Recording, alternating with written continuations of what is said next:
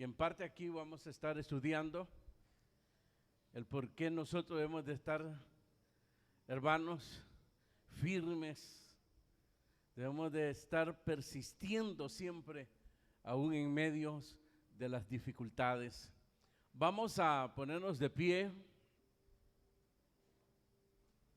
y vamos a orar para que Dios sea el que nos dé siempre esa revelación de su conocimiento a través de su Santo Espíritu, a través de su palabra. Levantemos nuestras manos. Bendito Padre que estás en los cielos, te damos gracias porque ahora podemos abrir tu palabra, estudiarla, escudriñarla, Señor. Y te pedimos que seas tú el que nos guíe, que seas tú el que abra nuestro entendimiento, de tal manera que podamos recibir este conocimiento, Señor, esta revelación de ti, conocer tu propósito, tu voluntad para tu iglesia, para cada uno de tus miembros, Señor, que todos podamos ser edificados, fortalecidos, de tal manera que podamos siempre brillar para tu gloria. Y aún, Señor, por medio de tu palabra, envía salvación y vida eterna. Por Jesucristo, nuestro Señor y Salvador, muchas gracias. Amén. Gloria a Dios.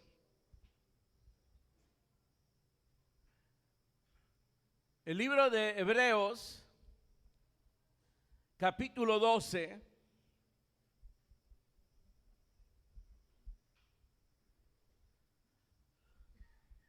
Hebreos capítulo 12, verso 12, dice la palabra del Señor: por lo cual levantad las manos caídas y las rodillas paralizadas, y haced sendas derechas para vuestros pies, para que lo cojo no se salga el camino, sino que sea sanado. Seguid la paz con todos y la santidad, sin la cual nadie verá al Señor. Mirad bien, no sea que alguno deje de alcanzar la gracia de Dios, que brotando alguna raíz de amargura os estorbe, y por ella muchos sean contaminados. No sea que haya algún fornicario o profano, como Esaú, que por una sola comida vendió su primogenitura. Porque ya sabéis que aún después, deseando heredar la bendición, fue desechado. Y no hubo oportunidad para el arrepentimiento, aunque la procuró con lágrimas. Porque no os habéis acercado al monte que se podía palpar y que ardía un fuego, a la oscuridad, a las tinieblas y a la tempestad, al sonido de la trompeta y a la voz que hablaba, la cual los que la oyeron rogaron que no les hablase más, porque no podían soportar lo que se ordenaba. Si aún una bestia tocar el monte, será apedreada o pasada con dardo. Y tan terrible era lo que se veía, que Moisés dijo: estoy espantado y temblando. Sino que os habéis acercado al monte de Sión, a la ciudad del Dios vivo, Jerusalén la celestial, a la compañía de muchos millares de ángeles, a la congregación de los primogénitos que están inscritos en los cielos, a Dios, el juez de todos, a los espíritus de los justos hechos perfectos, Jesús el mediador del nuevo pacto, y a la sangre rociada que habla mejor que la de Abel. Mirad que no desechéis al que habla, porque si no escaparon aquellos que desecharon al que los amonestaba en la tierra, mucho menos nosotros si desecháramos al que amonesta desde los cielos, la voz del cual conmovió entonces la tierra. Pero ahora ha prometido diciendo: aún una vez, y conmoveré no solamente la tierra, sino también el cielo. Y esta frase, aún una vez, indica la remoción de las cosas movibles, como cosas hechas para que queden las inconmovibles. Así que recibiendo nosotros un reino inconmovible, tengamos gratitud y mediante ella sirvamos a Dios, agradándole con temor y reverencia, porque nuestro Dios es fuego consumidor. Amén. Gloria a Dios. Pueden sentarse, hermanos. En el tema anterior, hermanos, se había estudiado con respecto a la disciplina, que como el mismo escritor dice, pues es verdad que ninguna disciplina al presente parece ser causa de gozo, sino de tristeza. Ahora, hermano, él continúa con el tema, pero ya con una disciplina diferente. ¿En qué sentido? Tenemos la disciplina que se nos enfrenta y se nos dice, pero está aquel tipo de doctrina, hermanos, o disciplina, perdón, donde a veces nos suceden cosas tremendas en nuestras vidas, donde llegamos a sentir, hermanos, que ya no podemos seguir adelante, sentimos el dolor y que a veces nos preguntamos por qué no están pasando las cosas. Eso ya es una disciplina directa del Señor, por la desobediencia, por actitudes como el ejemplo que se pone aquí de Esaú, que siempre, hermano, hizo lo que él quería, pero al final, queriendo, hermanos, arrepentirse, queriendo que las cosas volvieran hacia atrás para él recuperar la bendición, no hubo tiempo y no pudo recuperar nada. Y la procuró, dice, con llanto. Terrible. Entonces aquí, hermanos, se nos exhorta de una manera fuerte de que en esa clase de disciplina, donde no entendemos por qué nos pasan las cosas, y que, hermanos, sufrimos y que nos duele, hermanos, lo que pueda estar pasando en nuestras vidas, ya es algo directo de parte de Dios con el cristiano, con el creyente que está pasando momentos terribles. Y que es ahí, hermanos, como en la disciplina anterior, donde se debe tener cuidado, cuidar el corazón y librarse de esos pensamientos que nos pueden llevar, hermano, a tener raíces de amargura, a tener perjuicios que pueden, hermanos, no solo contaminarnos a nosotros, sino contaminar a los demás. Entonces es una exhortación, pero en medio de la exhortación se nos habla de la promesa. ¿Por qué debemos de soportar? ¿Por qué debemos de tener paciencia cuando estamos pasando, hermanos, momentos de tribulación, de sufrimiento? Paciencia, saber esperar y entender, hermanos, que el azote viene de la mano de Dios, que como a hijo, hermanos, se nos disciplina, dice la Escritura. Pero al igual que el hijo, hermanos, lo más fácil es endurecer el corazón, y eso es muy peligroso. Yo sé que cuando se reciben castigos o disciplina, hermanos, dentro de una iglesia, o castigos directos de parte de Dios, ya sea una enfermedad, ya sea, hermano, que algo nos esté pasando en la vida y no entendemos por qué. Pues no lo entendemos o no queremos entenderlo por la dureza de nuestro corazón. Entonces caemos en raíces de amargura. Y la Biblia dice que la raíz de amargura es pecado. Y el pecado es la muerte. Entonces aquí se nos exhorta, hermano, a sobreponernos a la tristeza, al dolor que nos puede llevar precisamente a tener perjuicio o a las raíces de amargura contra Dios o contra un hermano. Pero en medio de eso nos habla de la promesa. Primero nos habla, hermanos, ¿a qué nos hemos acercado? Y nos hace ver la diferencia, el acercamiento que tuvo Israel con Dios en el Sinaí. Y que sucedieron cosas tan terribles que rogaron, hermanos, por miedo y por temor de que ya no se le hablase, que Dios ya no hablara, sino que Dios hablara a Moisés, y Moisés, hermano, iba a transmitir, hermanos, lo que Dios quería. Y aún para el mismo Moisés, aquello también fue cosa terrible. Él fue conmovido también, tuvo temor también. Y mayormente cuando recibe el castigo. Usted sabe que él recibió un castigo. A él se le ordenó llevar a Israel, introducirlo a la tierra prometida. Pero llegó un momento donde Dios mismo le dice: no lo vas a hacer tú. Te voy a dar el privilegio que puedas ver la tierra de lejos. Y lo llevó a un monte, dice, para que viera de lejos. Esa es la tierra que daré al pueblo. Pero tú no entrarás en ella.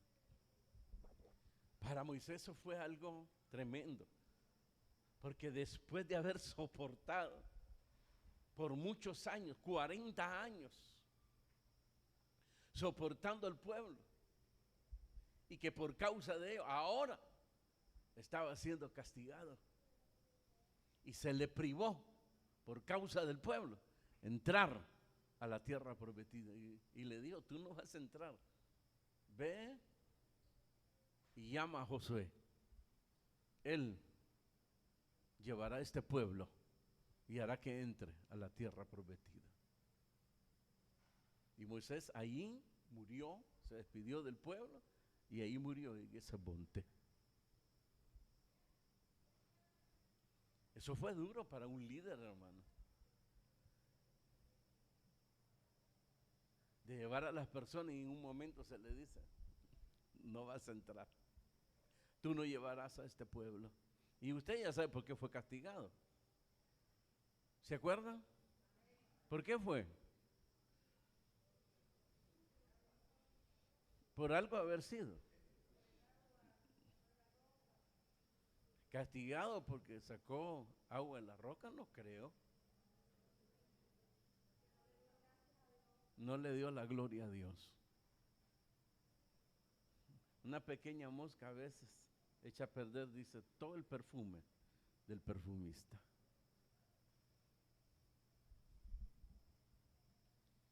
El llamado a sobreponernos a la tristeza que nos puede conducir a pensamientos negativos que pueden destruir nuestra relación con Dios, que nos pueden alejar, hermanos, de la promesa de Dios.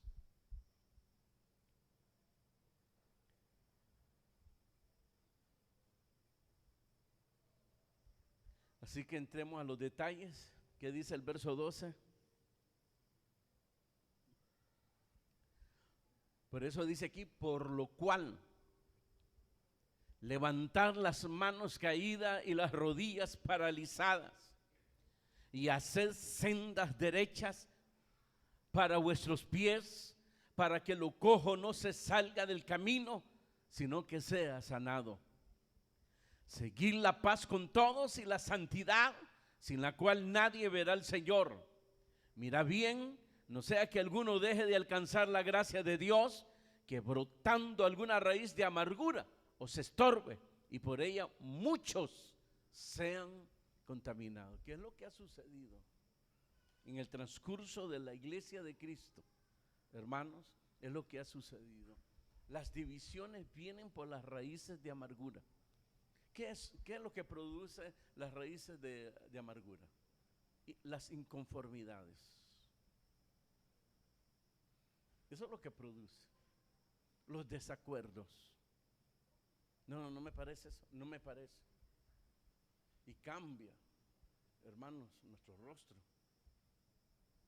¿Se acuerdan que Dios le dijo ¿a quién fue? A Caín fue. ¿Por qué ha mudado tu rostro? No, él mismo. Sí, pero has mudado tu rostro. Es decir, se le miraba que había allí, que algo había sucedido.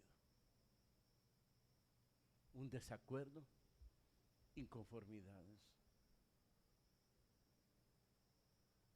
Y ahí lo está guardando hasta que brota. La raíz está como cultivando. Ahí lo está cultivando a diario. Y de repente brota. ¿Y qué dice aquí? ¿Qué pasa cuando brota? Les venga a estorbar en su relación, en su carrera con Dios. Y en segundo lugar, muchos vienen a ser contaminados. Porque al igual que el diablo no se quiere perder solo, arrastra con su cola, hermanos, a muchos, que son las divisiones. Ahí se hacen las víctimas, ¿verdad? Y se acercan y quieren que miren, como el que ayunaba. El que ayuna, usted echa a ver quién está ayunando. ¿Por qué? Porque quiere exhibirse, quieren que se den cuenta que está ayunando. Y lo mismo, muda su cara, una cara de angustia, ¿verdad? Entonces él atrae eso. Quiere compasión, quiere que alguien le diga, tenés razón. Pero lo que no sabe al final es que contamina el corazón del otro y lo envía también al infierno. No, y lo bonito, a veces regresan, se reconcilian con Dios, pero no se acuerdan los que contaminaron, de que los dejaron todos mutilados allá afuera. Se olvida. No son de los que van y llegar, amigo, ¿cómo está?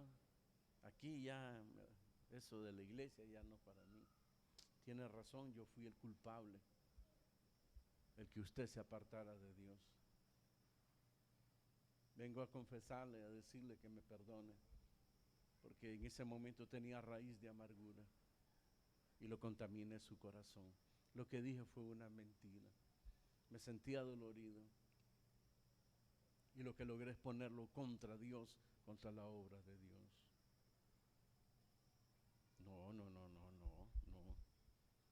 No lo hacen. No lo hacen.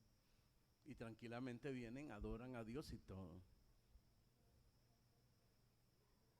Como la mujer dice un profeta, que después de adulterar, ¿qué dice? Se limpia la boca, como que no ha pasado nada. En lo de Pilato se lava las manos, pero el que hace eso, como la mujer adúltera, que después de eso, dice que se limpia la boca. Son duros, duro el señalamiento. Pero usted tiene que saber que así ha sido la maldad. Porque de acuerdo al grado del sufrimiento suyo, así es el grado de la maldad que se cometió. Por eso, ¿cuál es la exhortación aquí?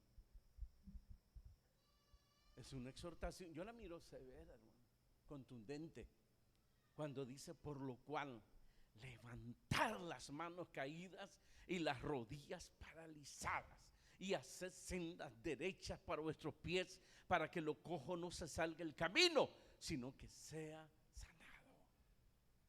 En otras palabras, hermanos, en vez de estar con esos pensamientos que te están dañando tu relación con Dios, esos pensamientos de que te sientes ofendido, ofendida, y que estás con esos pensamientos a diario, de tal manera que no te estás dando cuenta que te estás alejando y que los pensamientos te están alejando de Dios, te están alejando de la obra de Dios, porque estás cultivando y en un momento donde eso va a estallar, cuando dice que brota raíces de amargura, porque lo ha estado ahí calentando como una bomba de tiempo, y llega el momento donde llega que ya no soporta aquello y explota. No, desecha esos pensamientos. No lo estés ahí, ¿qué? Como siendo solidario, permitiéndole que te estén destrozando el alma, alejándote de Dios, de tu relación con Dios. Olvídate de ellos. Desecha esos pensamientos negativos y tómalo para el lado amable. Sea justo o injusto la disciplina, quédate quieto. Así dice el Señor, quédate quieto y haré que brille tu rostro y saldrá a luz la justicia, porque Dios tiene cuidado de nosotros. Entonces es innecesario que estés ahí precisamente, y lo que te estás haciendo es que tú te estás apartando. Eres tú, no es que el otro o la otra te apartó, eres tú el que te estás privando. No le haces daño a nadie más, tú mismo. Y obviamente contaminas a otros también. Eso es como, hermano, usted sabe, los que se divorcian, el uno y el otro, debe darse un tiempo, hermanos, un tiempo. Y no es que la Escritura esté de acuerdo con los divorcios, pero el que se divorcia tiene que darse su tiempo, ¿verdad? No de un día ni de 2 días, ni de semanas, de unos años, por la dureza de nuestros corazones, de sanar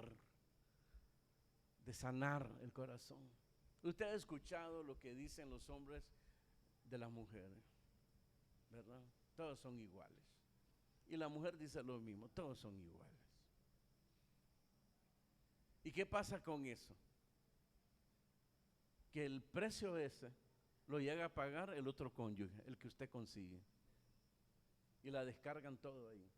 Como que si el otro o la otra tiene culpa de lo que usted le pasó en su anterior matrimonio. ¿No se han fijado en eso? Bien decía yo, todos son igual. Yo no sé por qué te hice caso. Y yo me acuerdo lo que me hizo el hombre aquel, o lo que me hizo la mujer aquel. Pero ¿qué culpa tiene tu cónyuge nuevo? Ninguno. Y lo destruyes porque jamás pudiste primero aceptar tu error, porque un divorcio es de 2, no de 1. Debemos de estar claros eso. No es de 1, es de 2, ¿verdad? Entonces lo que hay que hacer primero es aceptar en qué se falló, y de una manera sincera. Y en segundo lugar, esperar el tiempo para sanar esas heridas, para que en el momento dado que aparece la víctima, entonces puedas tú llevar una buena relación. Pero no, ya tienen el repuesto, hermano. Sí, ya tienen como el vehículo, ya tienen los frenos, ahí lo andan atrás por si fallan los frenos, ahí anda atrás por si fallan, ¿qué? Los amortiguadores, anda ahí, todo lo anda listo ahí, por si falla algo. O ya sabe a dónde irlo a comprar. Todo lo tiene calculado, fríamente calculado. A muchos se les ha aconsejado, quédense quietos, hombre, quédense quietos. Y los hijos que están, háganse amigos de ellos y disfrútenlo. Si son tiernitos, disfruten la niñez de ellos. Hoy hay lugares a donde llevarlo, antes no había. Hay lugares de recreación para los niños. Vaya, vamos a hacer un poco de propaganda. Hay lugares donde han dado, hermano, espacio para que lleven sus tiernitos ahí, sus niños, gratuito.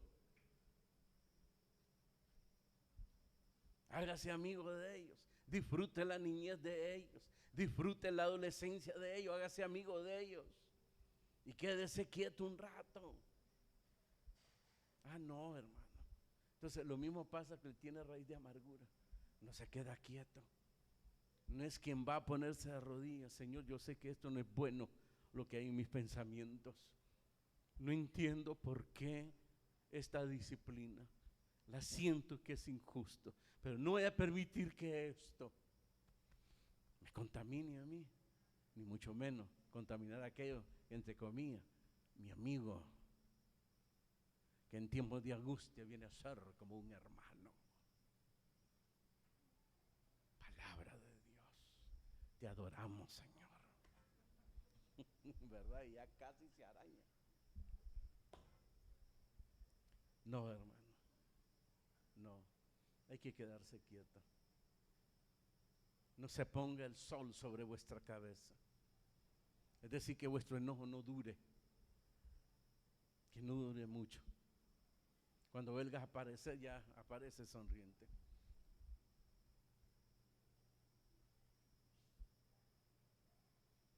Pero eso dice ahí, en vez de estarte matando en los pensamientos, mira, levántate, despójate de ellos, sacúdete de ellos y sigue adelante, honrando, sirviendo a Cristo. Por eso a esto se refiere el escritor cuando dice: haced sendas derechos para vuestros pies, para que lo cojo no se salga el camino, sino que sea sanado. Porque la persona así comienza a cojear en las cosas de Dios, y lo cojo se sale del camino.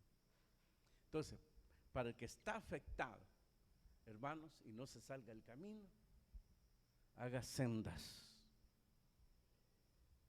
de vuestros pies y busque la manera de soltar eso, ese diablo.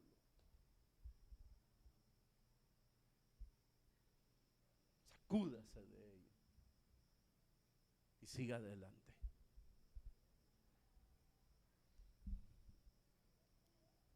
Por lo cual, dice ahí, decir que debemos de ser entendidos. Una persona que es entendido en las cosas de Dios, un cristiano, puede hacer esto, porque además tiene el respaldo del Espíritu Santo. Se nos olvida eso, que Dios no nos ha dado espíritu de cobardía, porque eso es cobardía, sino espíritu de ¿qué? De poder, de amor y dominio propio. Y buscar la guianza del Espíritu Santo. Si nosotros le preguntáramos al Espíritu Santo, eso es dejarse guiar por el Espíritu Santo, sujetarse al Espíritu Santo a través de las Escrituras. Porque yo lo que estoy pensando, yo sé que el Espíritu Santo no me va a apoyar en esto, porque Él sabe que me va a destruir. Por eso no lo va a apoyar. Jamás nos va a apoyar en algo que nos va a destruir. Amén.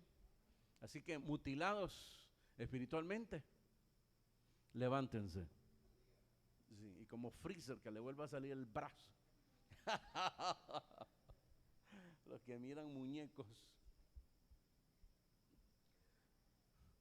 Somos llamados que debemos de tomar, hermanos, con responsabilidad nuestro llamamiento, de lo que somos, de lo que hemos recibido, para que seamos siempre testimonios vivos de la obra de Cristo en nuestras vidas. Porque ese es el testimonio que necesita la gente. Y no solamente que usted lo diga, que lo miren, que lo miren, que las palabras que salgan de usted sean de gracia y no de contaminación.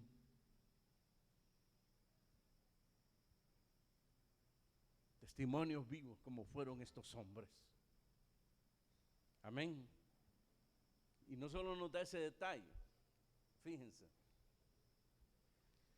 Bueno, ahí dice que sigamos la paz con todos y la santidad, sin la cual nadie verá al Señor. La paz y la santidad, hermanos, van de la mano, como hermanos. ¿Por qué? La santidad significa que estamos apartados para Dios del mundo. tenemos comunión con Dios. Eso es santidad. Y si te mantenemos la comunión con Dios, entonces habrá paz. Como dice la Escritura, y tendremos paz para con Dios.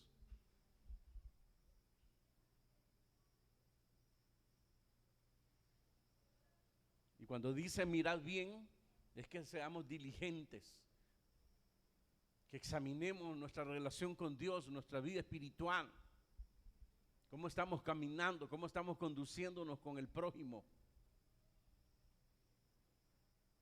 para que dejemos y desechemos toda mentira. Y aquí viene el ejemplo en Esaú. Verso 16, no sea que haya algún fornicario o profano como Esaú, que por una sola comida vendió su primogenitura. Porque ya sabéis que aún después, deseando heredar la bendición, fue desechado.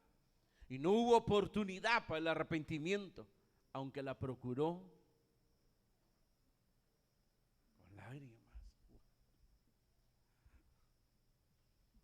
Ahí tenemos el ejemplo vivo de uno que siempre se dejó ir por las pasiones de la carne, que siempre lo hemos dicho, son lo que se le llaman sensuales.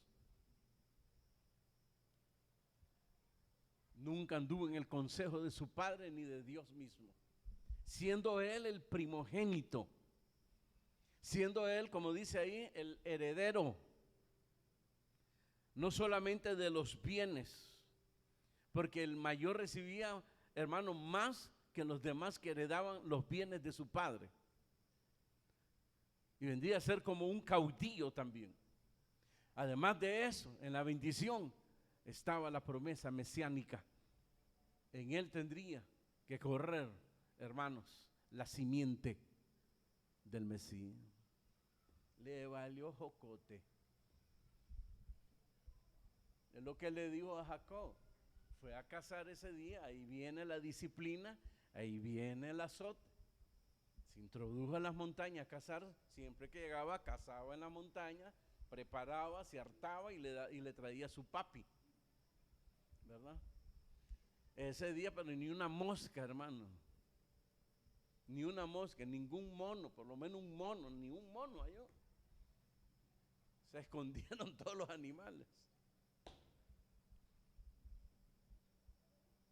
Y regresó con un hambre de aquello, hermano, terrible.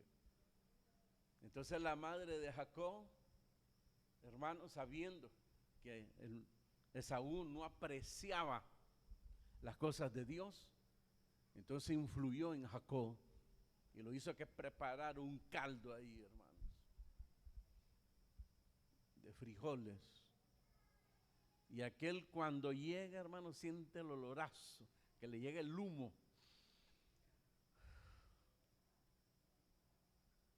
Y le dice, hermano, dame, le dice. Y aquel ni corto ni perezoso le dice, mira, te doy toda la olla, no solo un plato, te doy toda la olla. Hasta la puedes lamber después. Te la doy toda si me vendes tu primogenitura. ¿Y qué gano yo con promesas futuristas? ¿Y qué gano yo pensando en el futuro? Si es hoy que me estoy muriendo de hambre. Ese ha sido el pensamiento siempre, que queremos la cosa hoy. Y que la promesa de la vida eterna, la promesa que tenemos de Dios, ¿de qué me sirve? Hoy quiero que se cumpla. Hoy quiero que Dios me ayude en esto, en esto, en esto, en aquello. Y además, si es Dios que me perdone pues mis metidas de cuatro, porque yo sé que menosprecié las cosas de Él. Pero como es Dios, tiene que perdonarme. No, papito, estás errado. Le dio toda la olla y le vendió la primogenitura. Y ya con eso, hermano, entonces le robó la bendición. Siempre instruido por su madre. Porque él la desechaba, la menospreciaba. Y engañaron al viejo. Y el viejo creyó, hermano, que era Esaú. Hasta se puso pieles, porque era peludo el hombre, dice, ¿verdad? Y Jacob no era peludo, él era lampiño, no sé cómo que le dice, ¿verdad? Entonces lo que hizo Abraham fue, o Isaac. Entonces Isaac, primero el olor a cabra, ¿va? Que siempre mantenía Esaú. Sí, es mi hijo, dice, porque apestás, papito, siempre es apestado. Y después lo comenzó a tocar, ¿va? Ahí está lo peludo, vamos bien. ¿Eres tú, hijo mío, Esaú? Sí, padre, y te traigo un caldo, ¿verdad? Algún conejo, algún pollo agarró ahí y se lo metió como a saber qué. Y entonces lo bendijo. Aquel cuando llegó, hermanos, yo soy Esaú, el que vino fue Jacob. Ya no puedo hacer nada, se lo di todo a él, a tu hermano. Y tú, siendo el mayor, vas a servir al menor. Y ahí se cumplió el dicho del Señor. El mayor servirá al menor. Y siempre suceden esas cosas, no sé por qué, pero se cumplió. Padre, no te quedó, pero una... Sí, puedo bendecirte, pero nada incomparable lo que se llevó tu hermano. ¿Vale? Y lo bendijo, pues, que se multiplicara y que hiciera vida el hombre. Pero dice ahí que la procuró con lágrimas. Quiso. Ya no hubo tiempo ni de arrepentimiento, sino que se llenó más de amargura y sentenció a su hermano de matarlo, y que no importa el tiempo que pasaría. Y por eso la madre apresuró a Jacob que huyera de su hermano. Y imagínense que el hombre regresa a los 20, 25, 30 años después, y Esaú, como que si fue ayer, lo estaba esperando para matarlo, porque envió unos espías adelante cuando ya estaban cerca y llegan con la noticia: estamos cerca del campamento de tu padre. Esa es la buena noticia. La mala noticia es que viene tu hermano, y la carita que le vi a tu hermano, que ya se dio cuenta que eres tú el que viene, no es de amigo. Además viene con un ejército, trae gente armada, y no creo que venga a saludarte. Así son las cosas. Ahí tenemos el gran ejemplo de un hombre que desechó. Tal vez usted diga, pero yo no lo estoy desechando. Sí, pero usted hace lo que quiere, piensa lo que quiere, toma decisiones como usted quiere, y le vale jocote. Y lo peor del caso, buscamos, es que somos tan bíblicos ahí, hermano, que buscamos que nos respalde las escrituras. Así de sencillo. Argumentamos, y la cosa es que hacemos el tamal, ¿verdad? Y lo amarramos bien. Los famosos nacatamales, que hasta que alguien denuncia, nos damos cuenta que no era chancho, sino que eran de perro. La carne. Pero la comimos sabroso. ¿Y ahora qué va a hacer? ¿Cuántos años hartándose este buen nacatamal? Famoso nacatamal. Y resultó que eran de perros. Así es el engaño de Satanás.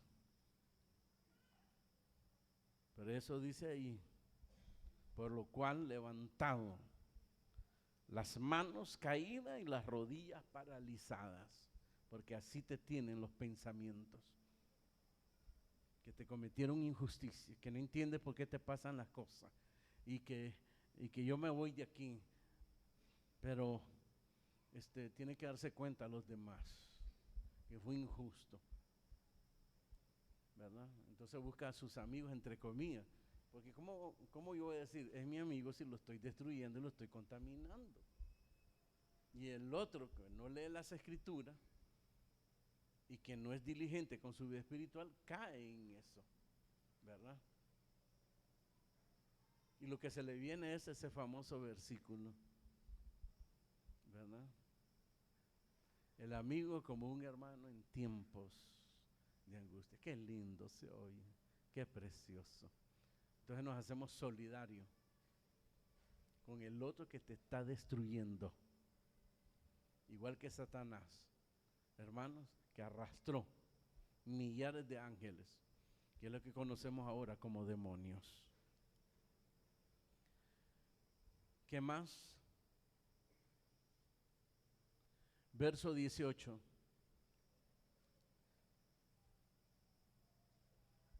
Porque no os habéis acercado al monte que se podía palpar, ni que ardía en fuego, a la oscuridad, a las tinieblas y la tempestad, al sonido de la trompeta y a la voz que hablaba, la cual los que la oyeron rogaron que no se les hablase más, porque no podían soportar lo que se le ordenaba.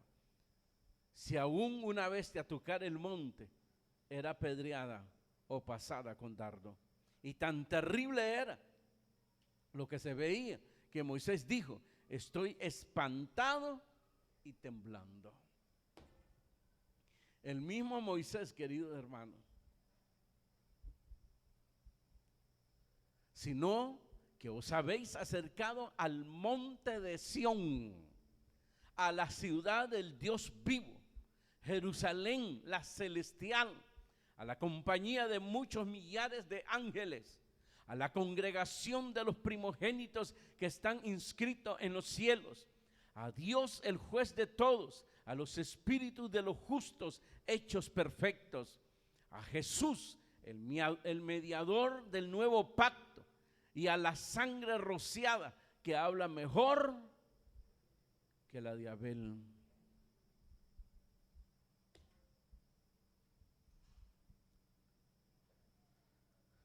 Mirad que no desechéis al que habla, porque si no escaparon aquellos que desecharon al que los amonestaba en la tierra, mucho menos nosotros si desecháremos al que amonesta desde los cielos. Hermano, dice que nos hemos acercado, que llevamos una vida cercana con Cristo, que nos ubicó en la patria celestial. Eso es lo que nos está diciendo ahí. Es decir, la promesa de la vida eterna, hermano, es un hecho para el creyente. La conquistó no porque usted era bueno, la conquistó Jesús en la cruz del Calvario. Por eso murió en la cruz. Murió para que fuesen perdonados tus pecados y quitados de tu corazón, para que pudieses acercarte al reino de Dios, y que la eternidad es un hecho. Por eso la Escritura habla con contundencia: al que cree tiene la vida eterna. Es una declaración. Ahí no hay duda que tal vez llega, quizá, no sé. El que duda es usted. Sí. ¿Llegará usted a las fiestas de agosto? ¿Llegará usted?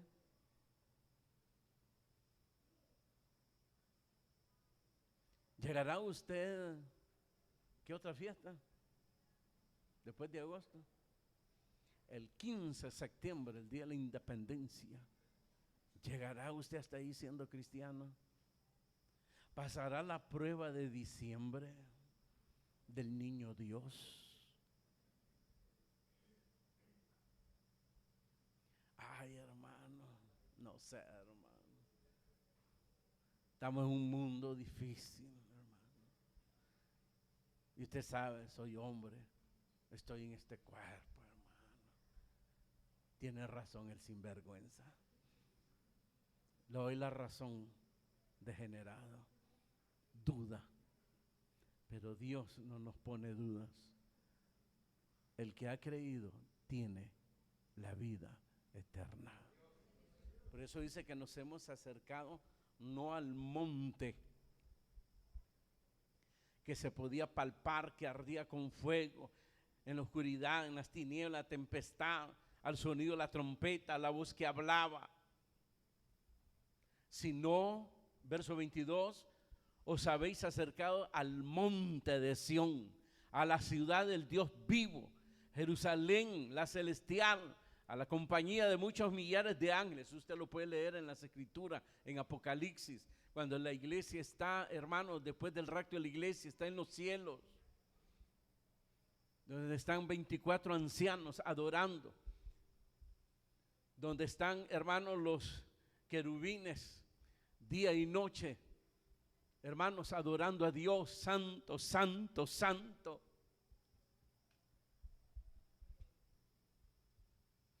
Mientras aquí habrá juicio, porque le llegará el día, hermanos, de este mundo, que se le dio un tiempo de 2000 años, de más de 2000 años, y no quisieron oír. Y les pasará como a las ciudades antiguas, que pasaron años, pero llegó el tiempo donde Dios tenía, hermanos, que castigarlas. Ya sea que usaba al mismo pueblo de Israel, que los introdujo a la tierra prometida y echaron a todos los moradores de ahí. Israel les vino a ser de castigo, precisamente, de juicio de Dios. Como los juicios que le venía, hermanos, a Nínive. Eran ciudades antiguas, hermanos, donde Dios hablaba de muchas formas, de muchas maneras, pero no quisieron escuchar. Y así está este mundo, hermanos. Tenemos promesas grandísimas. Tenemos la historia, el testimonio vivo de la presencia de Cristo en esta tierra. Nadie puede borrar esa verdad, que Él vino a este mundo. Hay una alabanza que ya no se canta, que lamentablemente ahí no sé por qué se le llama, en vez de llamarse Jerusalén, se le llama Palestina. Tierra bendita y divina es la de Palestina, donde murió el Señor, dice. Sus muros nos atestiguan, dice, de lo que sucedió en ese tiempo con Jesús. Son testimonios mudos, dice. Está esa pared que tienen los judíos ahí, ¿cómo se le llama? ¿Ah? El muro de lamentaciones,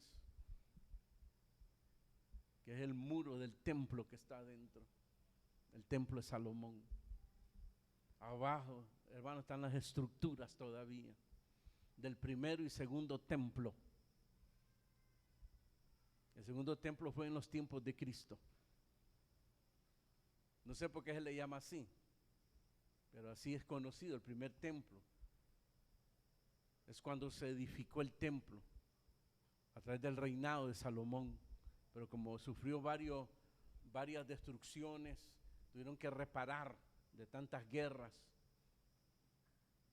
y en los tiempos de Cristo todavía se estaban reparando, y que allí Herodes, que había caído mal al pueblo judío por volvérselos a ganar, entonces tuvo que colaborar para que se terminara la reparación de ese templo en los tiempos de Cristo.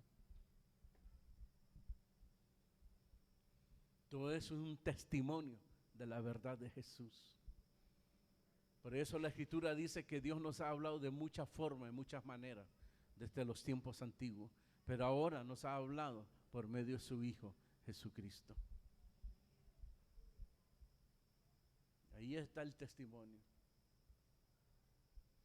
Nosotros aquí tenemos la cola de la mula donde el Señor se sentó cuando entró ahí a la entrada triunfal a Jerusalén. Pueden ir a la librería, $25 si lo quiere tocar. Si quiere pasar el pañuelo ahí de la cola de la mula, ¿verdad? Son $50. Si quiere un pelito, porque todavía se conservan los pelitos de la mula, si usted quiere uno, se los vendemos en $200. Son bromas, hermano. ¿No? Que Dios nos libre de caer en esas mentiras, falsedades. ¿Ah? Porque el mundo todo se cree, ¿no? Todo se cree.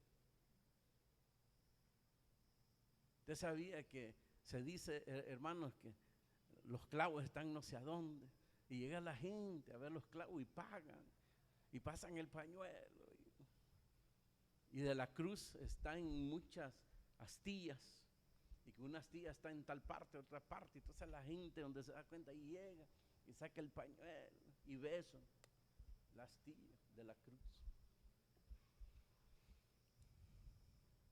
Eso es idolatría, paganismo. No es eso lo que Jesús espera de usted. Lo que espera de usted es obediencia. Lo que Jesús espera de usted es que le crea, que crea lo que Él dijo ser y es. El Mesías, el Salvador del mundo, el Rey Mesías, el Hijo del Dios viviente. A Él nos hemos acercado. El que murió en la cruz por nosotros, que derramó su preciosa sangre. No nos hemos acercado al monte ese. Hay muchos que viajan, hermanos, a ese monte. Este es el monte donde allá en la punta, el Sinaí, todo. Y la gente hasta llora y vienen con testimonios que sintieron el espíritu, no sé de qué. Si yo voy, obviamente me voy a conmover, que me digan, mire, aquí fue esto. Y puedo hasta llorar, pero no voy a decir que el Espíritu Santo, hermano. ¿Ah? Ya les he contado de una señora que fue y se bautizó en el Jordán. Y el pastor enseñando, aquí pasó el Señor Jesús. Y estas piedras que están ahí, posiblemente el Señor Jesús las tocó con sus pies. Entonces la señora, y cuando agarró la piedrita, se le cayó la alcaldía encima. Preste la piedrita, ya la pesaron, $25. Pero no importa, porque esa piedrita posiblemente la pisó el Señor Jesucristo. Entonces ella se la llevó para adorarla aquí, ¿verdad? La decepción fue que como todo el mundo agarra la piedra, ¿verdad?, de ese río, obviamente dejan descubierto y peligroso pues que un deslave y todo eso. Entonces llega la alcaldía, estando ellos todavía, llegó a la alcaldía con un camión lleno de piedra y otra. Bueno, eso es lo que cuenta pues la señora. Pero no importa, dice, porque la traje de Israel la piedra y punto. No, hermano, nos hemos acercado al Dios vivo, a la ciudad santa, a la Jerusalén celestial. Hablando de la promesa de la vida eterna. Por eso habla de los redimidos ahí, de millares. Está hablando, hermanos, de la iglesia en los cielos. Ya lo hemos estudiado en el libro de Apocalipsis. Y por último, verso 25. Mirad que no desechéis al que habla, porque si no escaparon aquellos que desecharon al que los amonestaba en la tierra, mucho menos nosotros si desecharemos al que amonesta hasta los cielos, la voz del cual conmovió entonces la tierra, pero ahora ha prometido diciendo, aún una vez, y conmoveré no solamente la tierra, sino también el cielo. Y esta frase, aún una vez, indica la remoción de las cosas móviles, como cosas hechas para que queden las inconmovibles. Así que, recibiendo nosotros un reino inconmovible, tengamos gratitud y mediante ella sirvamos a Dios, agradándole con temor y reverencia, porque nuestro Dios es fuego consumidor. Pertenecemos a un reino inconmovible. Gloria a Dios. Y ahí está con un reino que es movible, que no se puede sostener. ¿Se da cuenta el corazón? La idolatría. La carne siempre pegado a este mundo, a las vanidades, a las mentiras. Cuando dice que hemos y pertenecemos a un reino inconmovible. Y cuando dice que va a mover todas las cosas que son movibles. Solo me acuerdo de esa figura de la cual habló, hermanos, Daniel, que cuando estaba esa estatua, dice, y que en los pies estaba la alianza, hermano, de las naciones, y que parecía aquello irrompible a los ojos de los hombres, pero a los ojos de Dios dice que en parte era de bronce y en parte era de lodo, es decir, frágil. Y para que no quedara duda, se desprendió una roca y dio, hermanos, contra la estatua y la hizo paste todos esos reinos. Hablando de la venida de nuestro Señor Jesucristo, la segunda venida de Cristo, porque después de esas alianzas que se van a dar para lo que se llama, hermano, ese reino del anticristo, el reino mundial, hermanos, que cada día lo están consolidando. Entonces Cristo en su venida, como una roca, hermanos, vendrá y chocará y destruirá todo ese reino que ante los ojos de los hombres pareciera que era inconmovible, pero son frágiles porque son reinos de hombres. Y el reino que nos habla aquí, en la cual nosotros hemos creído, es el reino de Dios. Es eterno, es inconmovible.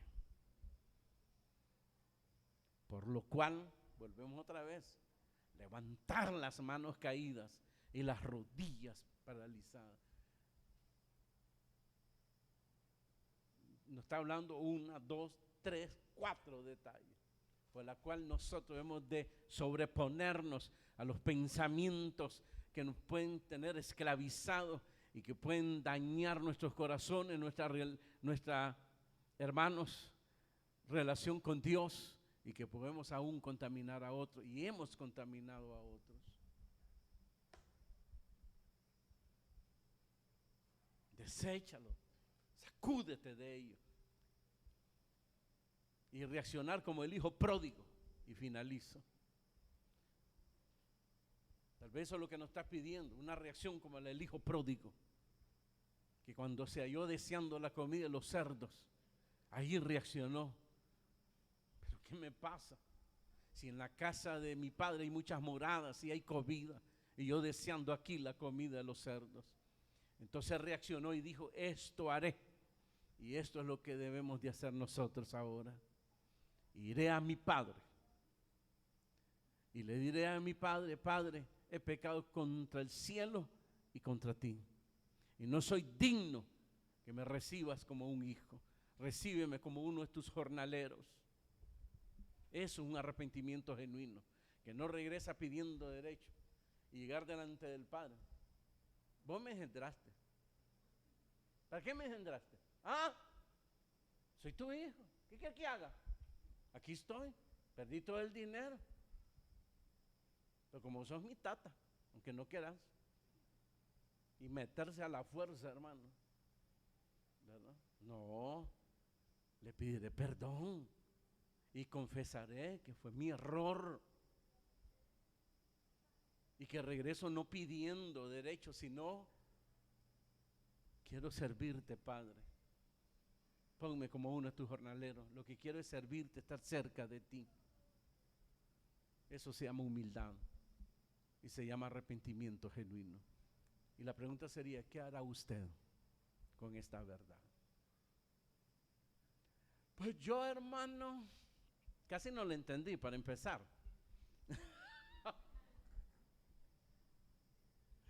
Para empezar, ¿va?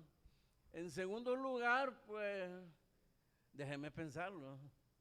Como dice usted, ya se acercan fiestas. Y una chupadita no está tan mal, un resbaloncito. Y después regreso, hermano. Aprobado.